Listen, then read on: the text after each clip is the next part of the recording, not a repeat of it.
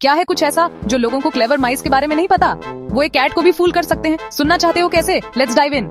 एक दिन एक छोटा सा चूहा रसोई में दूध पी रहा था। तभी एक खतरनाक बिल्ली आ गई। चूहा फटाफट भागा और एक छोटे से छेद में छुप गया।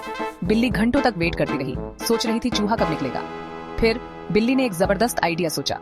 उसने अचानक कुत्ते की आवाज निकाली, भौ भौ। चूहा सोचा, अब तो बिल्ली चली गई होगी। वो छेद से बाहर आने लगा। तभी बिल्ली बोली, सरप्राइज। चूहा रुका, हैरान रह गया। बिल्ली हंसकर बोली, जो दूसरे की भाषा नहीं सीखता वो आसानी से फंस जाता है। मॉरल ऑफ द स्टोरी, हमेशा नई चीजें सीखो और होशियार रहो। अगर वीडियो अच्छा लगा हो तो लाइक और सब्सक्राइब जरूर करना। स्टोरी बाय @मैनोबल स्टोरीज।